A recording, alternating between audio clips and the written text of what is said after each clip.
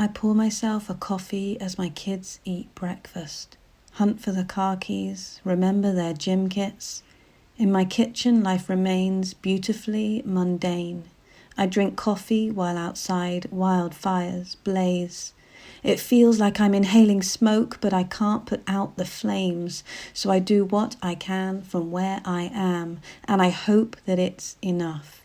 I teach my children kindness, compassion, no conditions, only love. I tell them that they can be the good, to rise above the bad. Tell them that they can help those around them feel less sad. I tell my daughter to paint her pictures, tell my son to write his stories. I tell myself that sharing art is helpful, that poetry is never pointless. And when the world feels heavy, I hope they lean softly into love. For we must do what we can with what we have and hope that it's enough.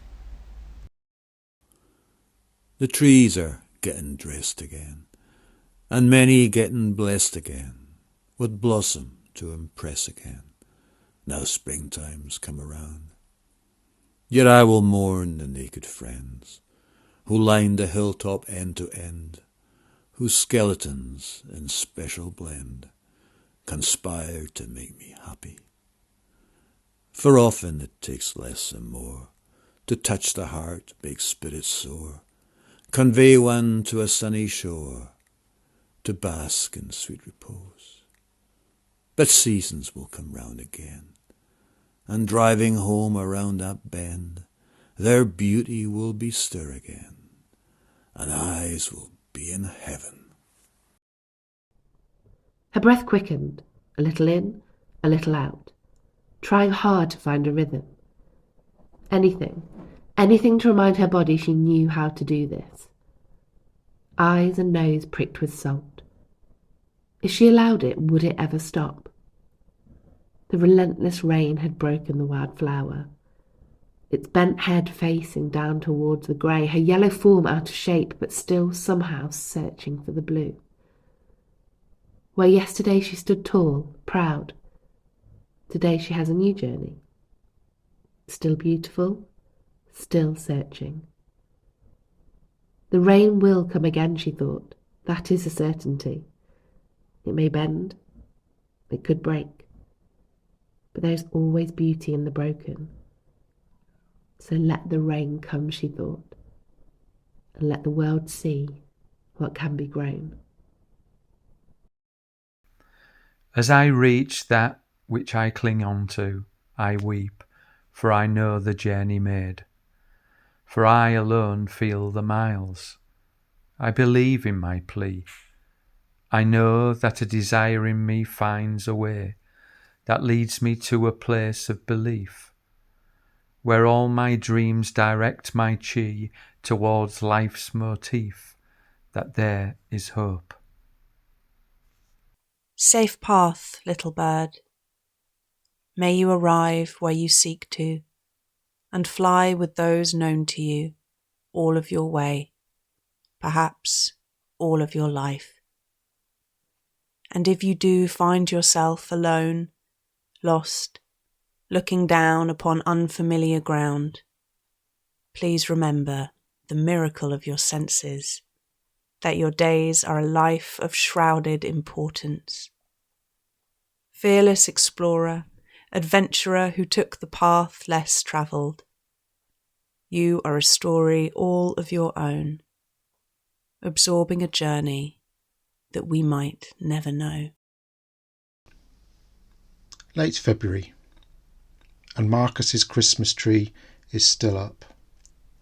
Hundreds of tiny lights waving a cheery hello through the heavily knitted grey morning. Like an old friend happy to see you again. Like Marcus. If you were in the pub, you'd know he'd arrived. The mood lifts as he takes time to say hi to everyone, shaking newcomers' hands with a smile big enough to last you a year. I didn't really know Marcus before the accident. All I know is he liked a pint of Foster's, and if he met you once, he would remember and wave heartily whenever he saw you. So I'll put one behind the bar for him, with some snacks for his dog, and hope those lights don't go out.